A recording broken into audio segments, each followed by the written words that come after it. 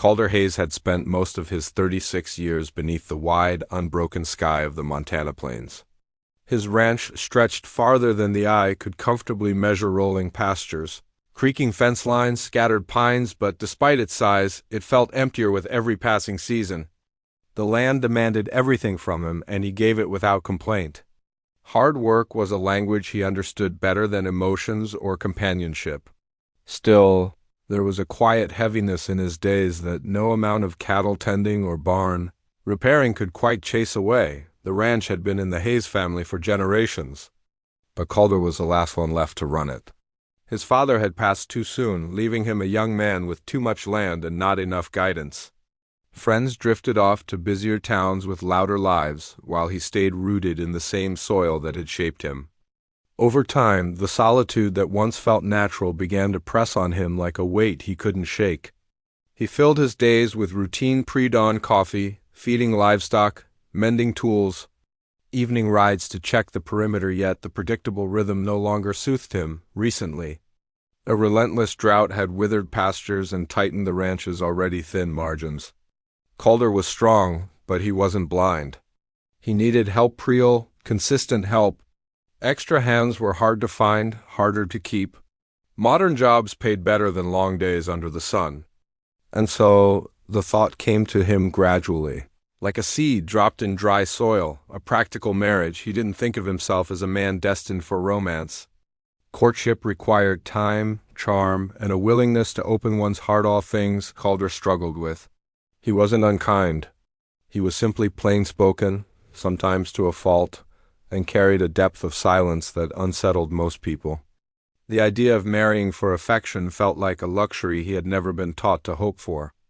But a partnership built on necessity, respect, and shared burdens that he could understand. One evening, after another long day repairing cracked water lines, he sat at his kitchen table staring at the advertisement slip from a marriage agency he'd picked up in town. He turned it over in his hands, feeling a mix of embarrassment and resignation. It wasn't the life he had imagined, but then again he had stopped imagining much for himself years ago. Maybe this, improbable as it sounded, was a path forward. He filled out the notice carefully, writing in deliberate, steady handwriting, seeking partner for long-term practical marriage. Hard work required. Respect and cooperation essential. Romance optional, but kindness expected. He paused over that last line but kept it there. It felt honest. When he sent the letter, he told himself it was simply a business decision. The ranch needed more than one set of hands. He needed someone capable, someone willing, someone who understood that life could be built from structure and mutual trust, not just passion. Yet, as he walked back from the mailbox, a strange feeling stirred in him. Something like uncertainty, or maybe hope. In the days that followed, Calder returned to his routine, but it felt slightly different, as though a quiet shift had begun inside him. The empty ranch house felt larger than he remembered. The evenings, once comfortably still, now carried the faintest whisper of anticipation. He tried to ignore it, but it lingered. Calder Hayes wasn't searching for love. Not intentionally, but sometimes love, gentle, patient, and unexpected, finds its way into the lives of people who have forgotten how to look for it. And Calder, without realizing it, had just opened a door. Mara Ellison stepped off the stagecoach with a single leather suitcase and a heart that beat too loudly in her chest. The dusty Montana wind curled around her skirt and tugged at loose strands of her hair, as if testing her resolve. She paused for a moment, breathing in the sharp, unfamiliar air. This was the beginning of her second chance, though it was hard to tell whether it would be a blessing or just another hardship disguised as opportunity. She had answered Calder Hayes's notice because it offered something no one had given her in years: stability. Not the illusion of it, but a form built on clear expectations, honest work, and mutual survival. Mara had spent too long drifting from one place to another, doing what she could to make ends meet. She was tired of uncertainty, of people who made promises they couldn't keep, of trying to mold her life into something hopeful, only for it to crumble beneath her. A practical marriage didn't frighten her. In fact, the predictability of it was what drew her in. When she saw Calder for the first time, standing beside his weathered wagon at the edge of the small town. She recognized him instantly from the brief description the agency had provided. Tall, built from years of demanding labor, quiet in the way people become when they've learned to rely only on themselves. He wore a clean shirt but still smelled faintly of hay and saddle leather. His hat was pulled low, shadowing his eyes, but she sensed the cautious curiosity beneath his silence. "Mara Ellison?" he asked, his voice steady but unsure. "Yes," she replied, lifting her chin. "I'm ready if you are." There was no blush, no shy flutter of nerves, no romantic spark in the air, but there was respect. A steady, grounding respect that both immediately understood. He loaded her suitcase onto the wagon, and they began the long ride to the ranch. At first, the silence between them felt heavy, but not uncomfortable, more like two people trying to learn the rhythm of a shared space. Calder spoke only when necessary, pointing out landmarks or warning her about a bump in the road. Mara, accustomed to filling silences with polite small talk, found herself oddly relieved that he didn't expect it. The ranch house came into view as the sun dipped lower, turning the sky to amber. It was larger than she expected, though clearly built for function rather than beauty. Still, Mara could see the care etched into its beams, the attempt of a man trying to keep his world from falling apart. Inside, Calder showed her the living room, the kitchen, the washroom, and finally, a small bedroom he had prepared. It was simple but clean. He'd put fresh linens on the bed. That small, thoughtful act struck her deeply. "We can talk more about arrangements," he said, awkwardly rubbing the back of his neck. "About responsibilities. What we expect from each other. Tomorrow, maybe? Long day and all." Mara nodded. "That sounds fair." They ate a quiet dinner of roasted potatoes and salted beef. Calder sat across from her, eating slowly, as if evaluating this new chapter of his life with every bite. Mara studied him, not with judgment, but with a kind of gentle curiosity. He was a man shaped by solitude, but not hardened by it. There was a softness under the grit that she found unexpectedly comforting. That night, lying in her new room, Mara listened to the creaks of the old house, the night wind brushing against the window, and the faint, steady footsteps of Calder moving about before settling to sleep. This was not the life she imagined as a girl. But for the first time in years, she felt the whisper of something she thought she'd lost forever, the possibility of belonging and somewhere down the hall.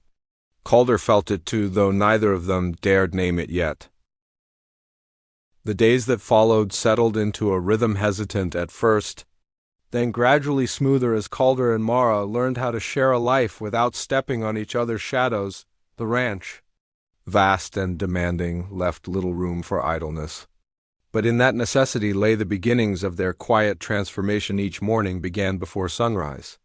Calder would knock gently on Mara's door, not as a command, but as a courtesy before heading out to the barn. At first, Mara joined him out of duty, wanting to prove that she wasn't simply another burden added to his already heavy workload. But soon she found that working beside him brought a sense of peace she hadn't expected. The honest labor, the crisp dawn air, the steady hum of the ranch waking up, it all felt grounding. Calder, for his part, observed Mara with growing admiration. She learned quickly. Her hands nimble and her steps sure, despite never having lived on a ranch before. She asked thoughtful questions, not out of ignorance but out of a genuine desire to understand the world he'd built for himself. He had always assumed he would have to teach slowly, correct often, and bite back frustration, but with Mara, the process felt surprisingly natural. She didn't complain when the work was hard. She didn't shy away from mud, sweat, or long hours under the sun. She showed up fully every day in the evenings. They worked side by side in the kitchen, preparing meals that somehow tasted better shared. Mara began adding small touches here and there, flowers in a jar on the table, a clean cloth over the counter. Curtains she stitched herself from leftover fabric. They were small things, almost insignificant, but they softened the hard edges of the old house. Calder noticed each one. He never commented, but Mara caught him lingering by the vase of flowers once, touching a petal gently as though it were something fragile, and knew their conversations remained practical at first, whether livestock, tasks for the next day. But slowly, the distance between them narrowed. Calder began opening up in small, unexpected ways. One afternoon, while repairing a stubborn section of fence, he mentioned his father's habit of singing old frontier songs during ranch chores. Mara laughed softly and asked if Calder had inherited the habit. He'd flushed and muttered, "Only when no one's around," which made her laugh a little more. It was the first time he'd ever tried to make a joke, even unintentionally. Mara, in turn, shared slivers of her own past, not the darkest parts, but enough for Calder to see how deeply she valued trust and stability. She talked about moving from place to place, about the loneliness of never belonging long enough to plant roots. Calder listened intently, his rough exterior softening as he realized how much strength it took for her to start over here, on unfamiliar land with an unfamiliar man. But despite the growing warmth, both were bound by unspoken fears. Calder worried that showing affection would unravel the fragile balance they'd created. He feared giving too much of himself, feared it would expose the raw places he kept buried. Mara worried that kindness might be mistaken for expectations she wasn't ready to voice. Her heart was tender, still bruised from past disappointments. She moved carefully, afraid to assume too much. The town took notice of them. Of course, Haven Ridge was small, and news traveled faster than the river. People whispered about the practical marriage, about the quiet woman and the stoic rancher trying to build a life where love wasn't part of the plan. Some were sympathetic, others skeptical, but Calder and Mara carried on, working through each day with a growing sense of unity that neither fully understood. Yet they didn't call it affection, they didn't name the warmth, blooming slowly between shared chores and quiet dinners. But the ranch, once filled with silence, now held two hearts learning slowly, gently, how to beat in rhythm. Autumn arrived on the ranch with sharp wains and restless skies, bringing with it the kind of weather that demanded vigilance. Calder had lived through enough Montana seasons to know when a storm was more than just a passing inconvenience. The clouds that gathered one afternoon were thick and bruised, carrying a heaviness that made the hairs on the back of his neck rise. He moved quickly through the fields, checking fences and herding the cattle toward shelter. Mara sensed the tension in him long before the first thunderclap. She had come to understand Calder's silences, the ones rooted in concentration, not discomfort, and this one was loud with worry. She followed him outside. Raincoat clutched around her, insisting she help. "You should stay in the house," he said, trying for firm but landing somewhere closer to concerned. "And let you handle this alone?" Mara shook her head. "I'm not made of glass." Calder. He didn't argue after that. As the storm rolled in, fierce and unyielding, they rushed across the open fields. Wind whipped against their faces, lightning split the sky, and thunder rolled like an angry beast across the plains. A section of the western fence had begun to collapse under the pressure of driving winds, and the cattle were already pushing against it. In panic, Calder moved too fast.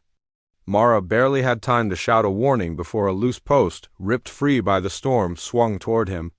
He pushed her out of its path, but in doing so, he took the full impact across his side. He fell hard. The breath knocked from him. Panic surged through Mara. She dropped to her knees beside him, rain soaking her clothes, her hair, her trembling hands. Calder, look at me." He tried to sit up, biting back a pained groan. "I'm fine," he insisted, even though his face had gone pale beneath the storm's shadow. "You are not fine," she snapped, fear sharp in her voice. "You could be seriously hurt." Together, though mostly due to Mara's determination, they made it back to the house. Once the worst of the storm passed, Mara helped him inside. Her arm looped firmly around his waist. Calder rarely allowed others to support him, physically or otherwise, but he was too exhausted to protest. His injury wasn't life-threatening, but the bruising across his ribs was severe, and moving sent jolts of pain through him. Mara tended to him with gentle, steady hands. She cleaned and wrapped his injuries, her face tight with unspoken emotion. Calder watched her, struck by the depth of her care. No one had looked after him like this since his father died. The realization overwhelmed him more than the pain itself. "You could have been seriously hurt," Mara said quietly, her voice trembling despite her effort to stay calm. "You scared me," he swallowed, searching for the right words. "I didn't mean to." "I know," she whispered. meeting his gaze, but that doesn't stop me from caring. Those words settled between them. Heavy and undeniable in the days that followed, Calder's injury forced him to rest, giving Mara more responsibility around the ranch. But in the evenings, they found themselves sharing deeper conversations, hesitant at first, then more honest. Calder spoke about his brother, the strain between them, and the fears he carried like silent weight. Mara listened, her hand occasionally brushing his, her presence anchoring him in ways he didn't know he needed. But just as they began to drift closer, the past came knocking literal like Calder's estranged brother. Liam arrived without warning, carrying old bitterness like a badge. He eyed Mara with skepticism, muttering that a woman entering the ranch under arrangement terms could only be after money. Land or stability she hadn't earned. The accusation cut deeper than he knew. Calder stiffened, anger flashing through him, but doubt flickered too. A shadow Mara saw clearly for the first time since arriving. Mara felt the fragile foundation beneath her shift. She had come here seeking a place where she belonged. Yet now she wondered if Calder truly believed she was more than a convenience, and that fear, sharp and cold, threatened the tender bond they had only recently begun to uncover. The morning after Liam's visit hung in the air like a low, unspoken fog.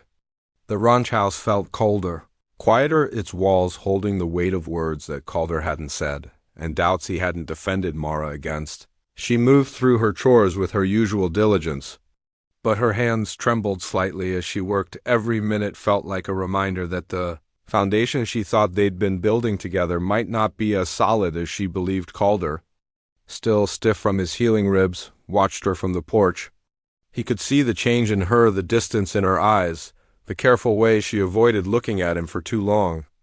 It twisted something deep in his chest. He had never been good with emotions, but this fear of losing her burned hotter and sharper than anything he'd felt in years. By late afternoon, he couldn't take it anymore. He found her in the barn, brushing down one of the horses. The gentle rhythm of her strokes steadied her hands, but her eyes didn't lift when he approached. Calder paused in the doorway, gathering courage. He didn't know how to summon emotions. Weren't nails or fence posts. He couldn't hammer them into place, but he tried anyway. Mara, he began, his voice rough. About what Liam said. She shook her head, stopping him before he could continue. You don't owe me an explanation. He was your brother. You don't have to defend me, but I should have. The words came out quickly, urgently. I didn't, and that's on me. Mara finally looked at him then, and the hurt in her gaze made his heart clench. Calder, I came here because I wanted a life with purpose, but I stayed because I believed we were becoming something more. If you think I'm only here for the ranch, or the stability, or whatever your brother implied, then maybe I misread everything. Her voice cracked on the last word. Calder crossed the barn in 3 long strides, ignoring the ache in his ribs. He stopped just before her, close enough to feel her breath tremble. You didn't misread anything, he said quietly. I'm the one who did. Mara frowned. Confused, Calder took a slow breath, fighting through years of learned silence. I'm scared, he admitted. I've lived alone for so long. I don't know how to do this right. And when Liam said those things, part of me, some old part, believed him, because I didn't think I deserved anyone choosing me for anything except hard work. He shook his head, frustration flickering across his face. But these past months, you've changed this place, you've changed me, and I keep thinking that if I let myself care too much, something will take you away. Life tends to do that. A tear slipped down Mara's cheek, but she didn't look away. Calder, I didn't come for your land. I came because I wanted a life where trust meant something. And with you, I found that. I found safety. I found hope. He reached up, hesitating for only a fraction of a second before brushing the tear from her cheek with the back of his finger. I want you here, Mara, not as a partner in chores, not as a convenience, as someone I care for. Someone, he faltered, then exhaled, someone I'm falling in love with. The barn fell quiet, save for the soft shifting of the horse behind them. Mara's breath caught. Hope bloomed slowly, like dawn rising across the plains. I'm falling in love with you too, she whispered. Relief washed over Calder, softening every line of tension in his body. He stepped closer, resting his forehead gently against hers. No grand gestures, no sweeping declarations, just two people choosing each other fully. Finally, from that moment, their marriage was no longer built from necessity, it was rebuilt, tenderly and deliberately on love. Real, earned, steady love together, they stepped out of the barn into the late afternoon light, ready to face whatever came next, not as strangers sharing a life, but as partners building a future. Winter melted slowly into spring, and with it came a renewed sense of life across the Hayes Ranch. But the changes weren't just in the land. Calder and Mara felt them in themselves, and in each other. Their relationship, once defined by practicality and polite distance, had settled into something steady, warm, and deeply rooted. The unspoken fears that once kept them apart now seemed small compared to everything they had chosen to build together. Each day began the same sun rising over the plains, the soft rumble of cattle shifting in the pastures, but the way they moved through the mornings was different now. Calder no longer knocked gently on her door. He woke beside her. The kitchen, once silent, now echoed with easy conversation, shared laughter, and the kind of comfortable quiet reserved for people who truly felt at home with each other. The ranch responded to their unity. Fences were rebuilt stronger. The cattle herd grew, and the house. Mara's touches combined with Calder's sturdy craftsmanship felt less like a place to survive and more like a place to live. Neighbors who once gossiped about the practicality of their arrangement now remarked on the glow around them when they attended town gatherings together. People noticed the subtle changes, the way Calder's eyes softened when Mara spoke, the way she reached for his hand without thinking, the effortless way they moved as a team. Mara found joy in simple things: hanging laundry in the breeze, tending the small garden she'd planted behind the house, reading beside the fire while Calder carved wooden pieces in the evenings. For the first time in her life, she felt settled, seen, and truly wanted. Calder, too, discovered contentment in ways he hadn't imagined. He still worked hard, still bore the responsibility of the land, but now he carried his burdens differently, lighter. Knowing he wasn't alone, warm afternoon, Calder led Mara out to the porch to show her the project he'd been working on in the barn. She followed him, curious, wiping dirt from her hands after tending to the chickens. There on the porch, beside his old rocking chair, the one that had been his quiet companion for years, stood a brand-new chair. The wood was smooth and polished, its curves crafted with care that spoke louder than any words. "I made it for you," Calder said. Suddenly nervous, "Figured you ought to have a place out here, too." "Feels strange rocking alone now." Mara touched the chair. Running her fingers along the grain, she understood the significance. Immediately, this wasn't just furniture, it was an invitation. A promise. A symbol that his life, once built on silence and solitude, now had room space he created intentionally for her. She looked up at him, eyes shining. "It's beautiful, I love it." He relaxed, letting out a breath he didn't realize he'd been holding. They sat together, Calder in his old chair, Mara in her new one, rocking gently as the breeze carried the scent of pine and warm earth across the porch. It was peaceful, perfect, in a quiet way. As the months passed, the ranch house became a place of gathering again. Neighbors visited with pies, families came for Sunday dinners, and the sound of conversation, once so foreign inside those walls, became part of its foundation. Calder and Mara no longer lived on the edge of the community. They had woven themselves into its center one evening, as the sun dipped low and painted the horizon gold. Calder took Mara's hand. He said softly, "I used to think this place was all I had, just land chores and long days, but with you it feels like more than a ranch. It feels like a home." Mara squeezed his hand. "That's because we built it together." The story closes with them sitting side by side on the porch, watching the sky shift into night. Two hearts once bound by necessity, now bound by something far stronger. Their marriage, once practical, had grown into a family formed by choice, trust, and deep, enduring affection. A life forged not from convenience, but from love.